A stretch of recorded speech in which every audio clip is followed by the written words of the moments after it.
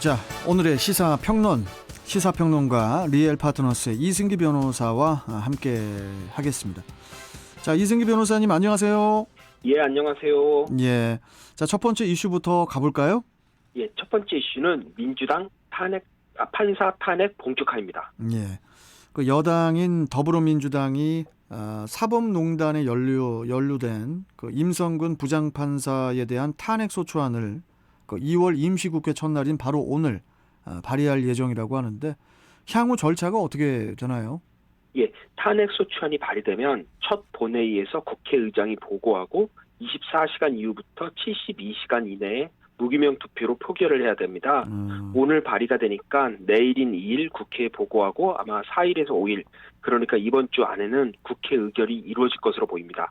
특히 이번 소추안은 그 민주당 이낙연 대표를 포함한 지도부는 물론 정의당과 열린민주당 등 이 범여권 의원들까지 공동 발의자로 이름을 올렸는데요. 탄핵안 국회 통과는 전체 국회의원 300명 중 과반수인 151명이 찬성해야 하는데 이번 이 공동 발의자만으로도 이 가결 정죽수인 151명을 넘어선 것으로 알려져 있습니다.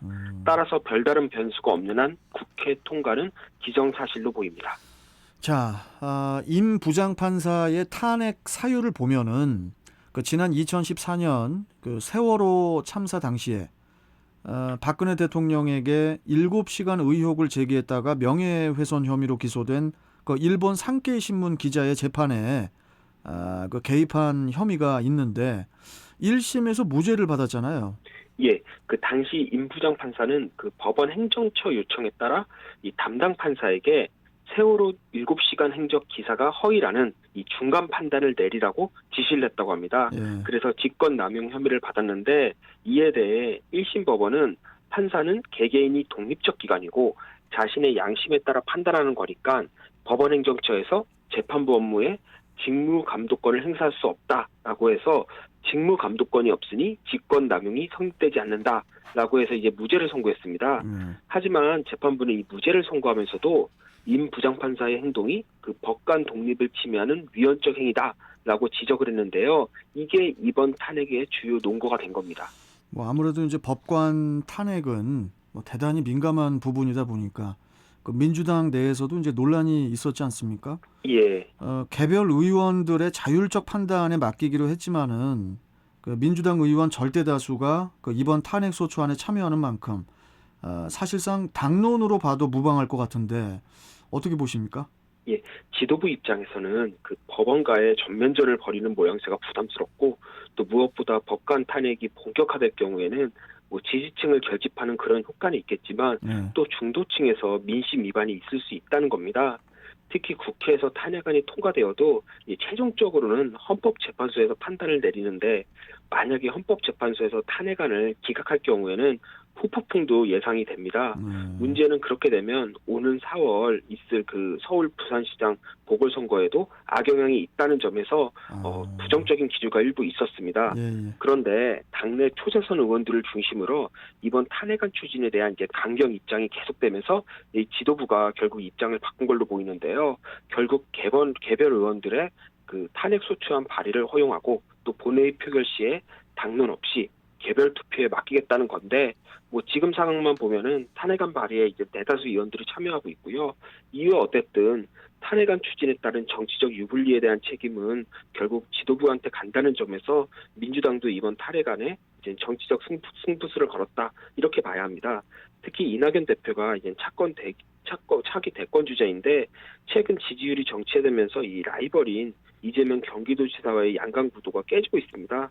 아마 올해 초 이명박 박근혜 두 전직 대통령의 사면론을 제기하면서 이 친문 지지 세력의 극심한 반발을 사면서 좀 표가 좀 빠져나간 측면이 있는데요. 이번 탄핵안을 통해 좀 그 지지세를 좀 회복하려는 그런 의도도 있어 보입니다. 일단 당장 그 야당인 국민의힘은 그 정부 여당의 사법부 길들이기라는 그런 입장인데 우리 이병께서 볼 때 이번 그 탄핵 소추 어떻게 결론이 나올 것 같습니까? 아마 최근 법원에 의해 이제 윤석열 검찰총장 사건부터 또 조국 전 법무부 장관 관련 사건까지 줄줄이 현 정부에게 유리한 판결이 나오다 보니까 불리한 판결이 나오다 보니까 예, 예. 보수 야당에서는 그런 이야기가 나오는 걸로 보입니다. 일단 이번 탄핵안은 이 국회 통과는 되겠지만 헌재에서 이를 인용할 가능성이 낮아 보이는데 이게 또 헌재까지 가요? 예, 최종적으로 헌재에서 결정을 합니다. 그래요? 예. 근데 법원이 일단 임 부장판사의 이번 혐의에 대해서 무죄를 선고한 이상 뭐 그러한 재판 개입 행위가 부적절한지 여부를 떠나 이 탄핵 사유까지는 인정이 안 될 걸로 보이고요. 예. 결정적으로 임 부장판사가 오늘 2월 28일 임기 만료로 퇴직할 예정입니다. 이 판사 생활이 30년째인데 판사는 이 10년마다 연임 심사를 받습니다. 예. 그런데 임 부장판사가 연임을 신청하지 않아서 자연스럽게 임기 만료가 된 건데요. 그렇게 보면 이제 국회에서 속도를 내 탄핵안을 통과시키더라도 헌재의 결정까지 한 달 안에 모두 이루어지는 것은 물리적으로 불가능해 보입니다. 예. 그러니까 이미 퇴직한 법관을 재차 탄핵할 수 없으니까 아예 탄핵의 요건을 갖추지 못했다. 이런 사유로 각하 결정이 나오지 않을까 이럴 가능성도 높아 보입니다. 예, 알겠습니다. 자, 다음 이슈 전해주시죠. 예, 다음 이슈는 게임스탑8 공매도와의 전쟁입니다. 게임스탑, 이 최근 그 미국의 게임스탑이라는 회사의 주가가 이게 말이 됩니까? 한 달간에 1,700% 폭등했다고 해요. 예. 그 이유가 그 대형 공매도 세력에 맞선 개미 투자자죠. 이 개인 투자자들이 그 대량 매수에 나섰기 때문이라는 분석이 많은데, 자, 우선 이 게임스톱, 뭐 게임을 멈추는 회사인가요? 대체 뭐 하는 회사입니까? 게임을 사기 위해 앞에서 멈춘다 이렇게 보시면 됩니다. 그렇군요. 게임스탑은 전 세계에 6,700여 개의 매장을 두고 있는 이 비디오 게임을 판매하는 오프라인 게임 소매 체인입니다. 그런데 뭐 대부분 모든 업종이 비슷하지만 이 게임도 온라인 시장이 대세가 되다 보니까 이 오프라인 매장이 힘듭니다. 그렇다 보니까 이 게임스탑도 이 실적 부진, 적자 누적으로 인해 오늘 3월까지 1,000개 매장을 정리한다라고 선언할 정도로 이 사정이 매우 좋지 않았습니다. 그렇군요. 그러다 보니까 이제 사업이 하락세니까 주가가 하락할 거고, 그래서 이제 공매도 세력이 대거 게임스탑에 달려든 거네요. 예, 맞습니다. 그 멜빈 캐피털을 포함한 이 헤지펀드 세력들이 지난해 말부터 이 주가 하락을 예상해서 대거 이 게임스탑 주식을 공매도하기 시작한 건데요. 예. 공매도는 말 그대로 없는 것을 판다라는 뜻입니다. 일단 없는 주식을 판 뒤 주식이 내려가면 싼 값에 이를 사들어 대갚아 차익을 남기는 투자 기법인데요. 그렇다 보니까 이 주가가 하락할 종목이 공매도 세력의 주요 타겟이 되는 겁니다. 자, 그런데 이제 여기서 레딧이라는 변수가 나타난 거죠, 레딧. 레딧이 이제 우리나라로 따지면은 DC 인사이드 같은 그 온라인 커뮤니티인데 여기서 어떤 일이 벌어진 겁니까? 예, 그 레딧 안에 그 웰스트리트 배치라는 주식 토론반이 있습니다. 근데 이 방에 지금은 어른이 된 하지만 과거 아이였던 시절 이 게임을 사던 이 추억의 게임스톱이 헤지펀드의 그 공매도 대상이 됐다라는 소식이 올라온 겁니다.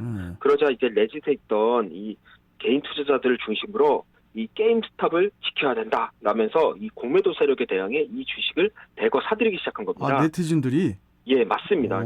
대규모 헤지펀드 입장에서 보면은 레딧은 그냥 평범한 시민들의 대화방 같은 건데 놀라운 건 이 방에만 400만 명의 구독자가 가입돼 있다는 겁니다.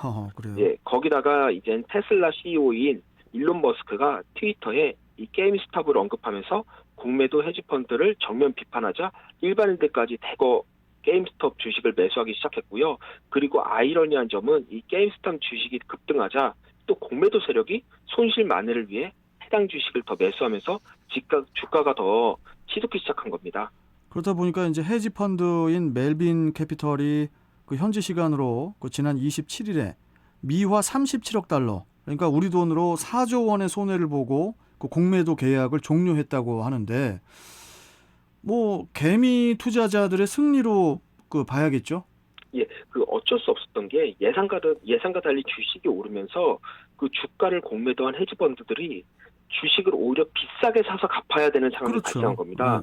예, 멜빈 캐피탈 외에도 올해 들어 게임스터 공매도로 인한 손실 규모가 197억 달러, 그러니까 그 약 22조 원에 이른다고 합니다. 그런데 아직까지는 개민 투자자들의 승리라고 보기 힘든 게 2차전이 남았습니다. 대부분의 공매도 세력은 이 천문학적인 손실에도 불구하고 여전히 버티기 중으로 알려져 있는데요. 현지 시간인 29일 기준으로는 그 게임스타 공매도 주식 총액이 112억 달러, 그러니까 12조 5천억 원 가량이 아직 남아 있다고 합니다.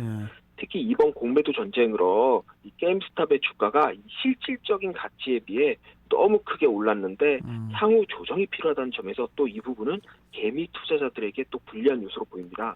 결국 이 개미 투자자들이 추억의 게임스탑에서 공매도 세력을 완전히 몰아내느냐, 아니면 대규모 자금력을 갖춘 헤지펀드들이 존버라고 하죠. 이 버티기로 승리할지는 2차전을 지켜봐야 될 것으로 보이고요.